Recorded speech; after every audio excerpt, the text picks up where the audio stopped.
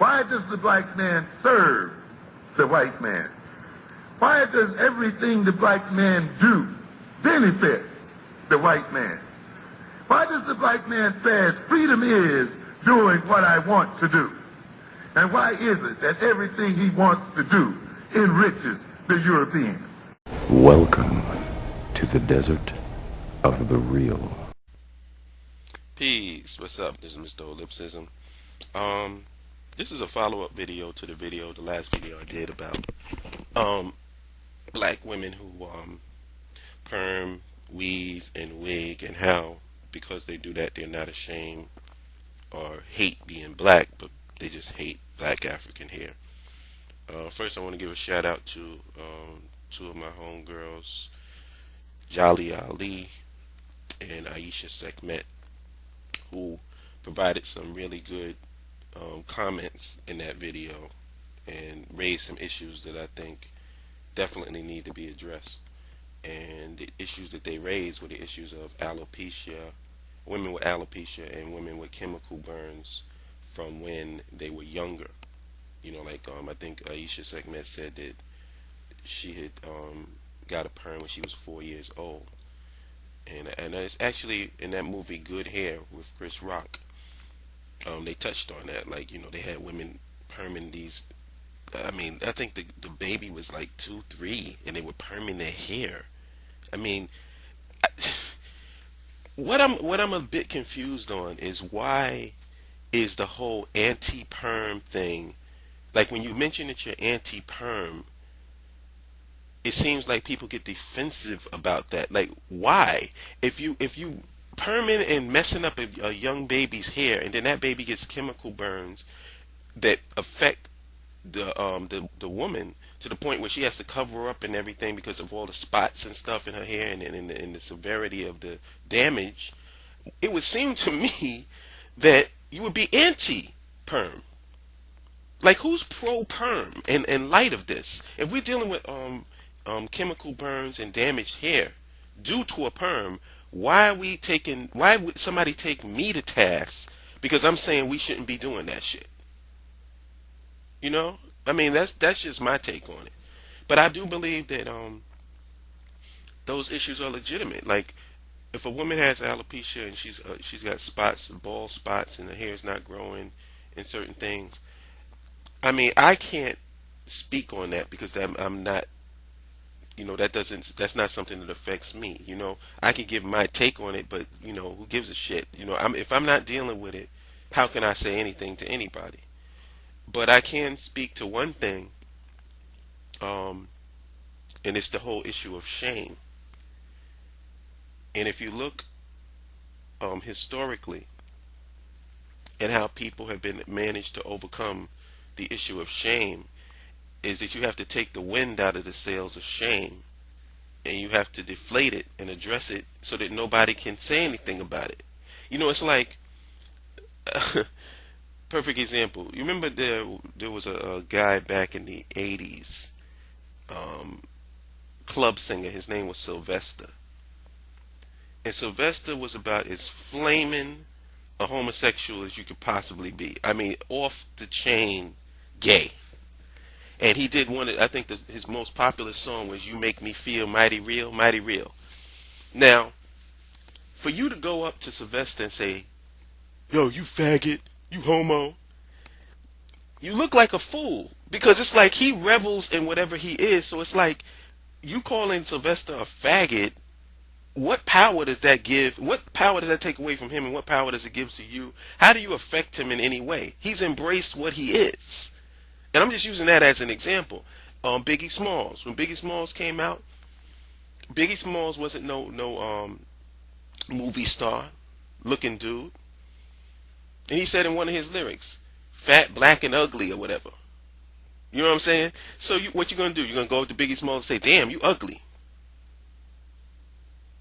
You know what I'm saying? It's like you take the power away from people by embracing the thing that people think you should be ashamed of. And I said in my video, and I said it's 100%. If I see a lot of brothers out here holding on to locks, where they got receding hairlines, They got you got your hairline going to the top of your head. You holding on, and then you got long locks holding on, trying to keep this long hair. Son, give it up. Go bald. Michael Jordan had a receding hairline. Rather than just try to hold on to his hair, he cut the whole thing off and went bald. And look what happened. Brothers, all in the hood just say, you know what? I'm gonna do the same thing. I'm gonna cut that crap off and go bald. And then it became a style. All it's gonna really take. I agree with Jolly in the sense that I think that the hair issue is something that I wouldn't say that the men need to stay out of it because, come on, if we're gonna do that, if women are going to make statements that, well, the men shouldn't be involved in the hair issue because it ain't got nothing to do with them, well, then my response to that is the women shouldn't be involved in the men issue because it ain't got shit to do with you. I don't want to hear no woman talking about, a real man. What the fuck you know about a real man?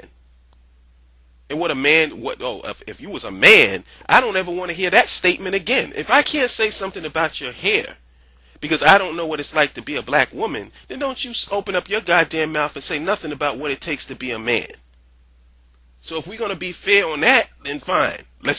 I'm willing to roll with that if we're going to be fair, but it ain't going to be no one-sided thing where you can do whatever and say whatever you want to say about men's issues, but then if a man says something about the hair issue, oh, he's out of line or he's off bounds. No, that ain't happening.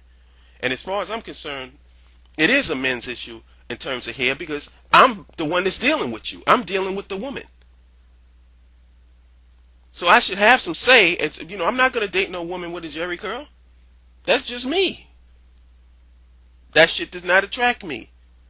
The Udayan weave does not attract me. And the sisters are saying, well, the reason why women are wearing wigs and weaves is because the men are attracted to it. Let me show you how ridiculous that argument is. Men are also attracted to submissive women. How come you ain't doing that? So you're telling me that you're gonna acquiesce to what men want when it comes to hair, but then when it comes to submission, oh fuck that shit, I ain't submitting to nobody. Why don't you show that same tenaciousness when it comes to your hair? Why don't you say to these guys, you know what, fuck you, I ain't wearing no weave and no perm for you, nigga. This is my hair, and if you don't like it, go step and bounce to some other chick. It's like this convenient shit. 1 minute you're going to take a stand when it comes to this, but then you don't want to take a stand when it comes to something else. Let's be, I won't say fair because I know the sister called me out on saying that word fair. But let's be reasonable. Let's be consistent. Okay? So that's, I just feel that sisters ultimately have to come to the same conclusion that brothers did. Brothers don't look at Brad Pitt and Tom Cruise and the guy that plays Thor and goes, wow, I really wish my hair looked like that. Brothers don't do that. Brothers will acknowledge that, white men have a certain hair texture, and we don't even hate on them because of it. It's like it's not even something in our minds. You know what I'm saying? I'm talking about like right now. Before, back in the days when we was conking it up, it was an issue. They, the brothers wanted to look like, wanted to have the Cab Calloway and all that shit.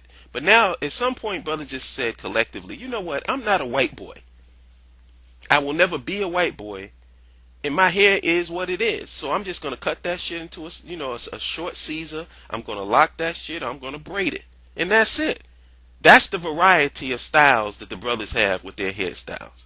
And like I said, I made a discussion on the overtime discussion on the Love Symposium where I was talking about the fact that these same women that say they want so much damn variety don't seem to have a problem with non-variety with the men that they're attracted to. Because Idris Elba has a short Caesar.